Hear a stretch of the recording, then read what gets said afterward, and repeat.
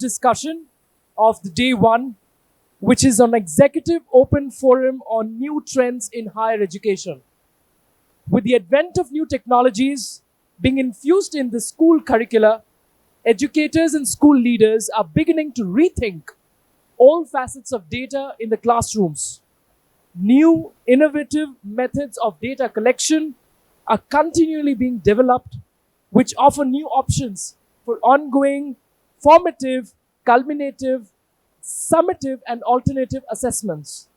In this context, I would like to welcome our panel to share their thoughts on new trends in higher education. I'd like to call upon the moderator, Mr. Nishit Jain, Senior Special Advisor, EFMD Asia.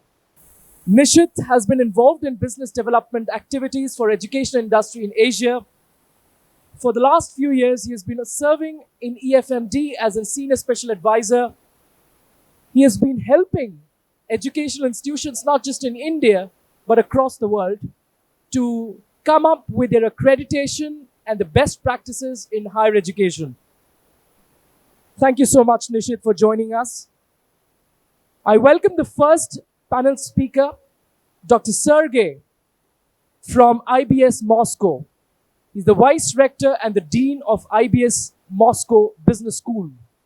Dr. Segey has arrived from Russia and has been with the academy since 1997. Currently, he organizes and manages business education at the academy, its development, including international accreditation of business education programs. Thank you so much, Dr. Segey, for joining us. The second panel speaker, I welcome Dr. Bruno Henrique Rocha Fernandes, the Dean of the Business School at Pontifical Catholic University of Paraná, Brazil. Before PUCPR appointment, Dr. Bruno worked at Positivo University. He's been very active in higher educational institutions, helping the business landscape to evolve by implementing some of the best international practices. Watson is a proud member to be a partner of your school, Dr. Bruno. Thank you so much for joining us today.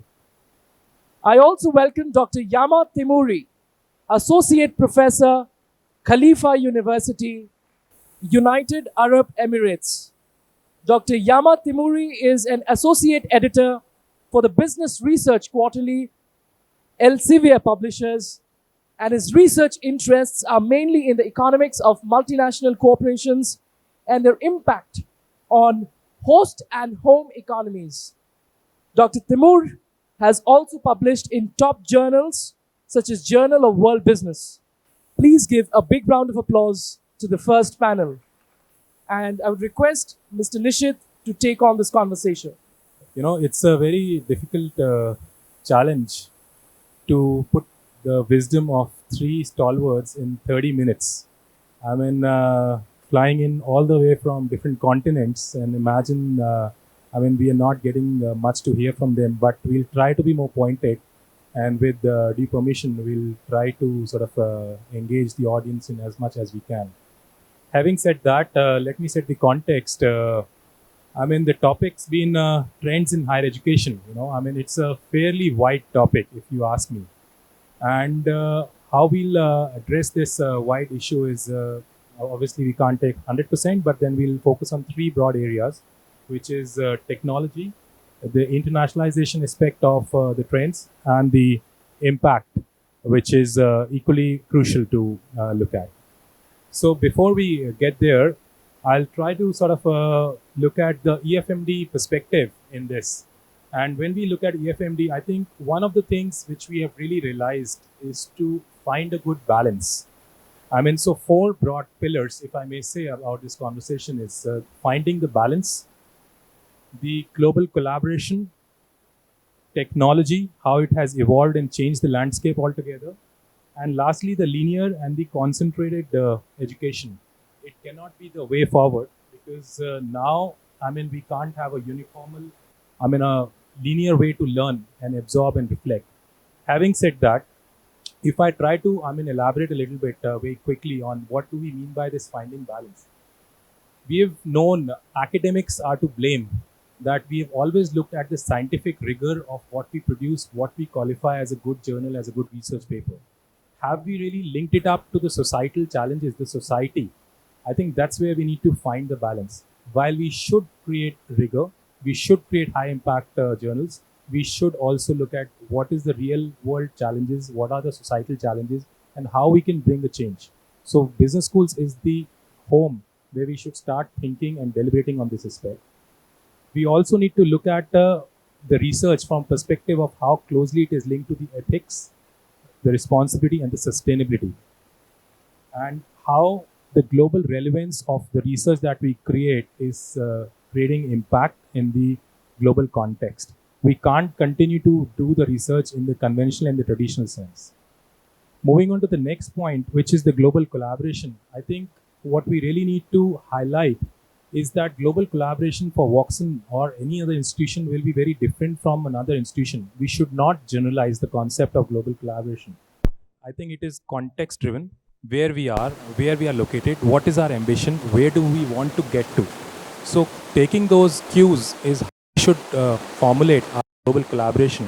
And at EFMD, I think one of the starking challenges that I feel is that everybody says that the moment we say word internationalization, we enter passport counting. Not exactly. I think what we're trying to build is a global mindset. And that is what can be done in several ways. I'll not dwell into that, but I think we'll open the discussion on that. And lastly, if I say thirdly, if I say the technology. Now, technology has its own, impact in the post-pandemic era, if I may say so. I mean, today, hybridization has a greater relevance, greater acceptance, and a greater appeal to how we teach, learn, and also deliver. So it is kind of an irreversible change. So let's embrace it. Let's take it into the cognizance. I mean, if I were to say the technology as a means to teach in the pre-pandemic era, I think most people will look at me with an eye that maybe I'm not offering a great quality. I'm trying to evade. I'm trying to pull you around. But today, I think there is a greater acceptance in that. Also, I think we have to look at the classrooms with respect to technology from perspective wherein classrooms today are no longer a means to teach and deliver. I think it's a place to deliberate. It's a differentiation which can be brought around by fact of what goes in discussion, and the role of faculty is no longer a one-way traffic wherein, okay, let me put something on the board and you have to read, learn, and then memorize and then spit it out again in the exam. No, I think the role of faculty has also transformed or will transform into more and more coach and mentors. And that is the big difference we need to ascertain and bring into our learnings. And last but not the least, I think enough has been said about the learning, which is, life is not about linear learning. We have to have a lifelong learning concept. So at institutions, and my sincere request, and I'm sure Voxen is doing an excellent job there, in the classroom, in the institution, the 2 years, 3 years, 4 years, whatever you spend, I think when you come out, if I were to recruit you, the only thing I want to hear from you, how good you are a learner. Because I think that's what defines you for the next 10, 20 years. Because skills of today may be irrelevant tomorrow. But if you have the ability to learn quick, adapt, and reflect, I think that's what will define you. So with that, I think my last words would be that we have to have a global approach with a greater emphasis on collaboration and reference to the societal challenges.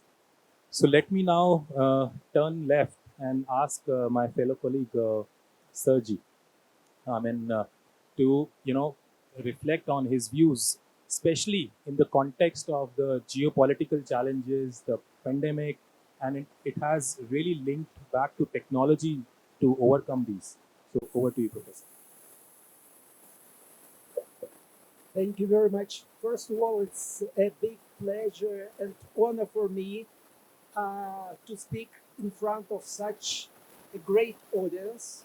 And I would be very much pleased to answer any of your questions.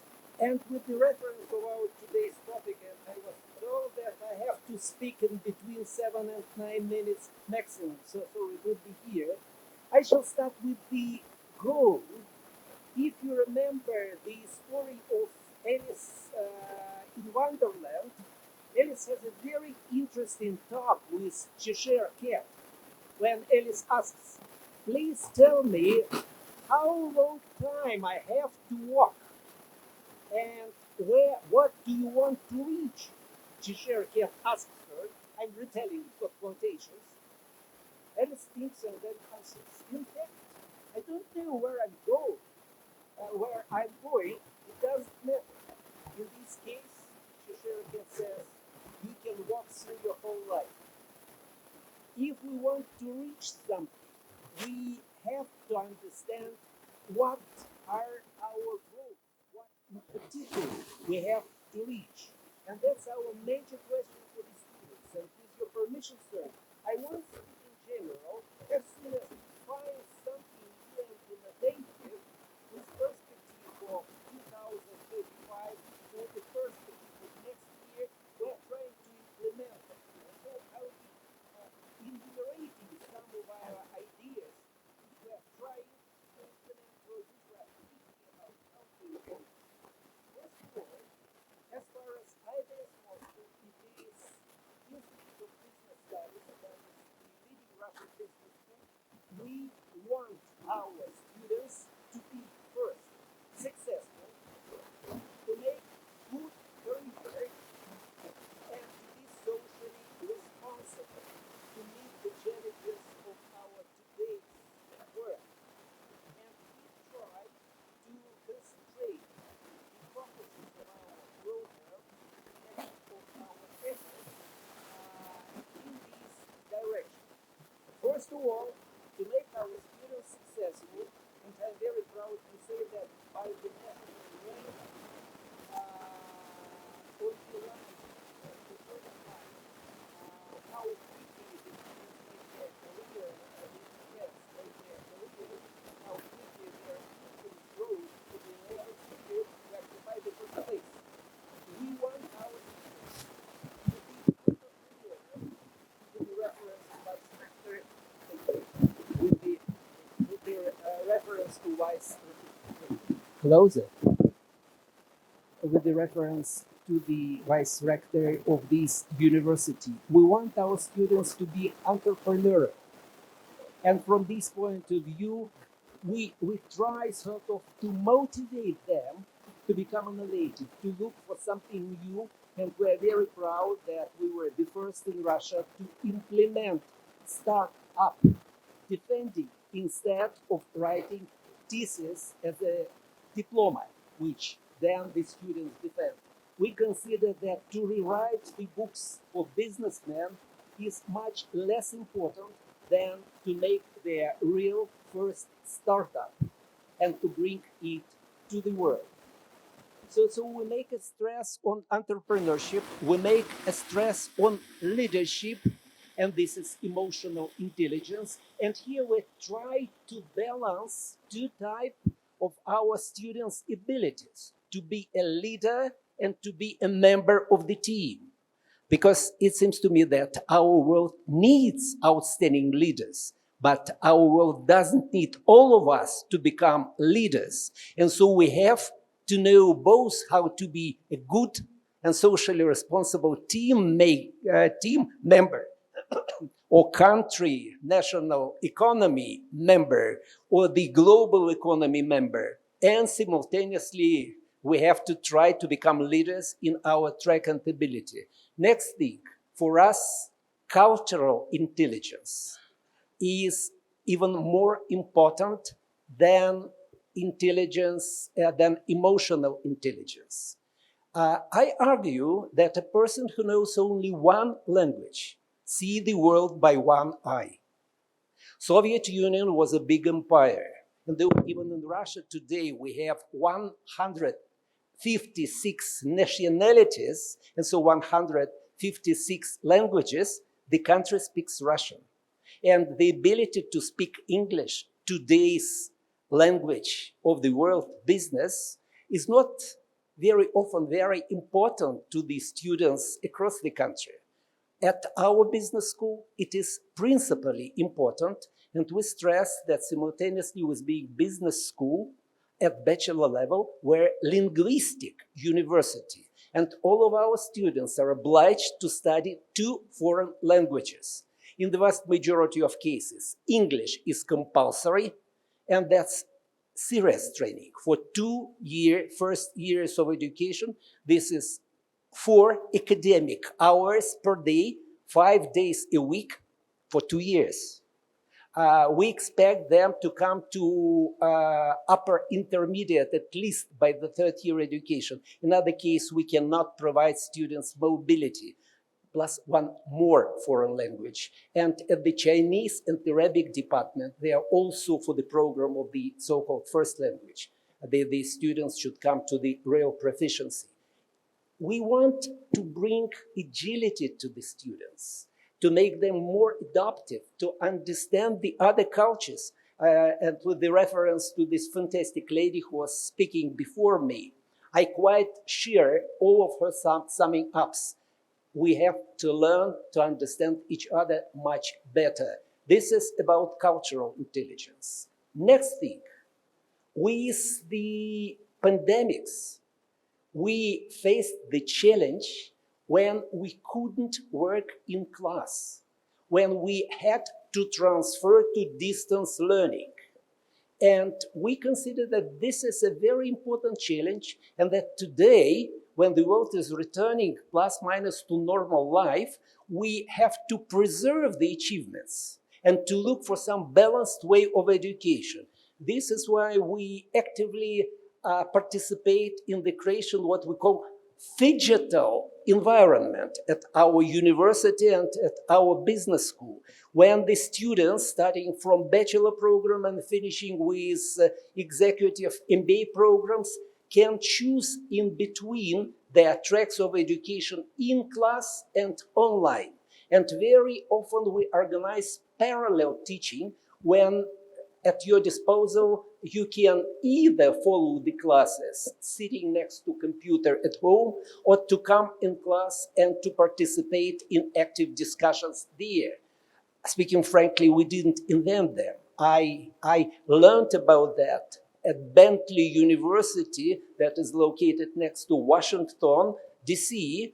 Fantastic university business school with 2 departments of business and humanity, where both departments have to take as minors the subjects and pieces of program from the other one, and where at their distant learning program, they permit the students at their wish and will either to come in class or to follow the classes by internet. And the people told me it was 5 or 6 years ago. It's 8 minutes. I'm coming to the end. So we try to balance it. Coming to the end, we try also to balance to the managerial soft and managerial hard, because disruptive technologies need the students and grads at least to have awareness about, say, what is artificial intelligence, even if they follow the track of the Department of Global Politics and International Relations. They have to know what are abilities of neuroscientific research and what this research can bring to management. So we introduce numerous classes which can bring this awareness to the rooms. It seems to me I shall be finishing, like all of you, that's my life. I can talk forever, and I shall finish with a small slogan.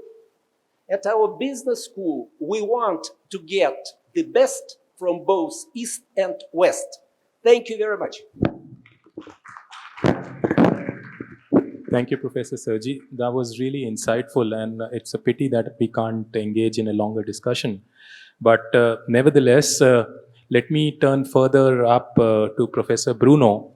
And if I could request you to, reflect on the internationalization aspect, that how, it has really changed and will change in the global context of trends in higher education. Thank you.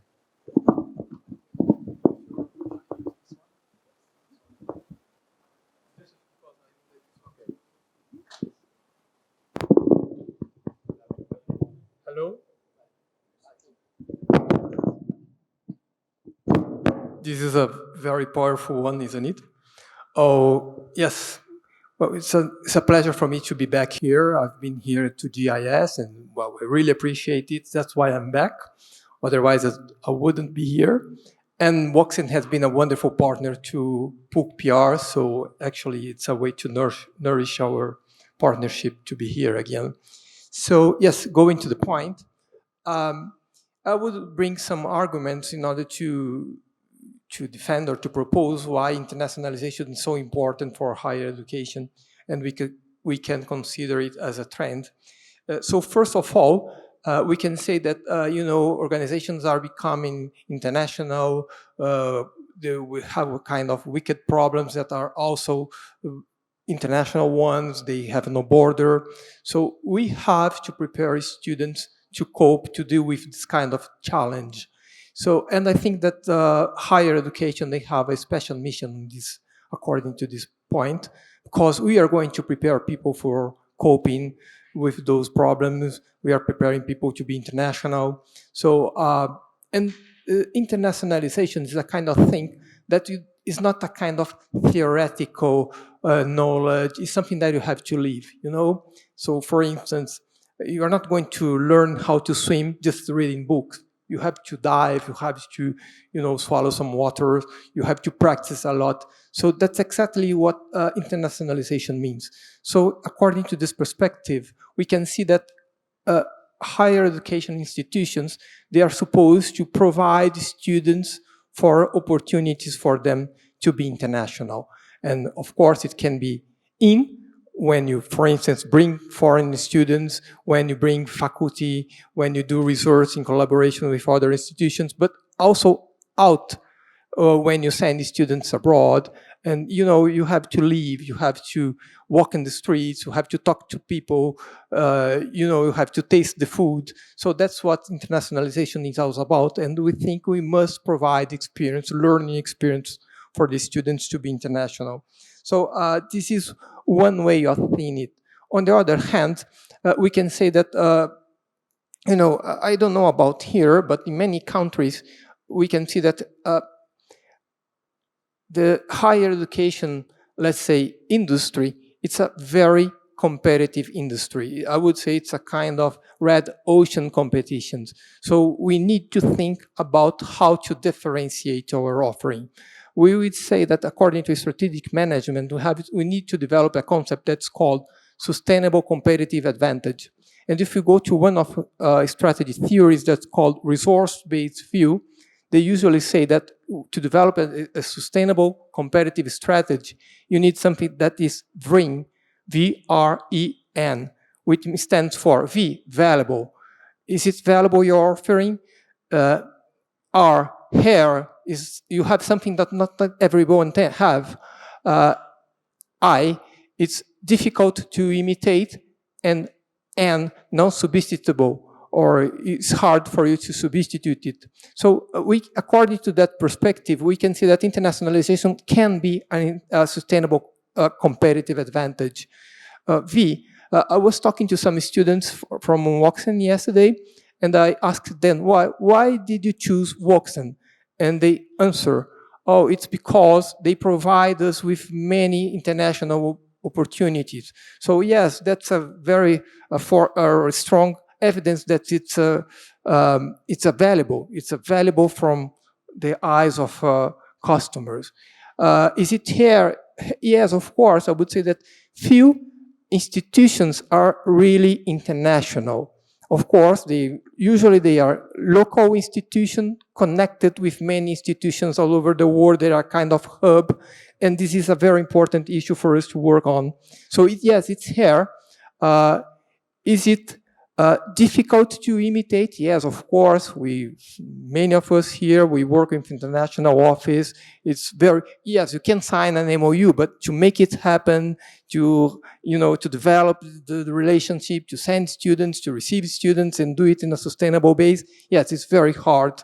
So it's very difficult to imitate, and it's not something that you can substitute. So according to that perspective, we can see that yes, internationalization can be a very interesting, sustainable, competitive advantage. And if you look all over the world, we can see many universities that are kind of investing in this kind of sustainable competitive advantage. So if we look through that perspective, we can, yes, think that internationalization is a trend because we have to differentiate our institutions from other ones, and this is really a strong trend because the society is demanding for international people, and we are in charge of preparing those people. Thank you so much. Giving the most difficult task to Professor Yama, because he's going to talk about in the context of the future of higher education, how do we make it all work? Because end of the day, the sustainability of a business school or a university is extremely crucial. So we'll hear about the business perspective, the business modeling, and the impact from him. Professor Yama. Okay, thank you very much. I want to thank Praveen, Raul, Chahat, the whole organization for this event. Thanks for inviting me. My background is in economics. I studied economics as an undergraduate, and then I moved on to a master's in international business, continued with a PhD in international business as a field. I research in international business, management, and international management. Personally, I grew up in Asia. I was born in Asia. If you ask me nicely, I'll tell you which country. I grew up in Germany. I'm a German national, so my ethnicity is different from my nationality. I lived in America for a couple of years, and I've spent some 19 years in the UK. I got married to somebody who is from Canada. We lived in the UK until my wife told me that it's a bit boring in the UK. And I had a friend in the UAE, in Dubai. And I thought, why not? Let's try this job. I applied for this job in Dubai. And I had this backup from my university in the UK in the sense that tried for 2 years. And if it all goes pear-shaped, you can come back to the UK. So I thought, it's less risky. Let's try it out. I've been in the UAE for 5.5 years. So I have a little bit of a background in business schools, specifically in different regions. I'm not going to plagiarize too much, but what Bruno was saying was very, very important, that universities now are increasingly competitive with one another. And the universities in the, call it global south, or call it in emerging markets, are becoming stronger and stronger and stronger, right? And you have all sorts of business models. You have universities which are comprehensive. They cover all sorts of disciplines. You have other universities that are much more focused. I was at a university in the UK which was much smaller. It had a few schools and it didn't cater for everything else because the capabilities it had were just fine in order to go up rankings for those particular focused disciplines. I was tasked also talking about impact. I think impact is one of those very, very difficult things to monitor and then also to write down in any sort of strategy. Actually, writing it down in a strategy is an echo, or is this okay? It's okay? Writing down that you want to be sustainable, that you want to be environmentally friendly, that you want to solve the inequality, all of that is easy. But then when you break that down, it's very, very difficult, especially for a university. I mean, a university is a services type of industry, right? It's different from manufacturing. It's also different from all sorts of other services industries. But then it's up to the leadership, Raul, Praveen, and others, to pinpoint what it means to have impact. And impact can come through teaching, where students can involve themselves with the university. Certainly for the 3-4 years when there are students here, they can come up with ideas and have a startup. But also very important, for example, for the American system, which is very, very advanced, is have a strong alumni system. So students that graduate from a university stay engaged with the university. And that's very difficult sometimes to create and develop. And I think Watson will be very well advised to generate an alumni system that comes back and there is a lot of benefit there. All of this takes time. But I think the commitment can trade off in the sense that Raul and Chahat are working very hard, that can be, the speed can go quicker. But nevertheless, it takes a long time to create this impact. I should say that probably 20 years and before, business schools in particular did a disservice to themselves and students, because the whole mantra was the shareholder view. The purpose of companies was to maximize profit. Nowadays, it goes without saying that it's the stakeholder view that's important. So shareholders are one part of who you need to keep happy, but you need to keep your employees happy, your suppliers happy, your alliance partners happy, and so on and so forth. Now, this university needs to think about who their stakeholders are and how to keep their stakeholders happy. By happy, I mean, how do you benefit your stakeholders as well as take benefits from your stakeholders, right? And this becomes especially important in times of crisis, right? In good times, everybody's happy, you're benefiting, some benefit more than others, but when really crisis period occurs, then the institutions, organizations that come out and bounce back from crisis periods are the ones that have dealt and developed and nurtured their stakeholders in a good way. I can tell you that the UAE business model is all about diversification. 1 minute. Both for businesses and universities. Germany has moved more from a kind of a traditional comprehensive system where university students were kind of 24, 25 when they graduated. Now they have learned to graduate much earlier. They have business schools as well, but they are quite late to the game. France has a very interesting system of having fully fledged universities, but also these business schools that just do business degrees. So that's quite interesting to see.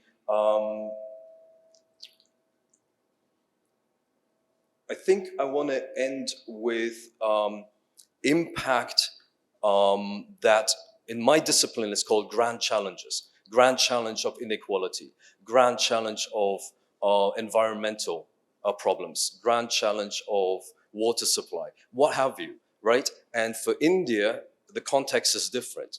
How do you break that down and have a nugget of a solution? We're not going to come up with a solution that's just copy and paste to other Asian countries. So will be very specific, and the key is to kind of breaking it down and writing down what the solution will be for this specific Hyderabad context. I think there's lots more to talk about. I can but very well imagine. But I stop think here. I've been constantly nudged by the fact that we need to stop and hear more from the others. So thank you again for patient learning. Just as a session closure, I think it's important to remember that there were some really good takeaways to look at not just leaders, but also people who are socially responsible and committed. We should look at global citizens and not just people who are looking at one geography, because I think languages and culture bring a added value. And we should have a more stakeholder-oriented approach as opposed to shareholder approach, because that is what will drive the future impact. So thank you again. Thank you for patient hearing, and I hope it was a validation for all. Thank you.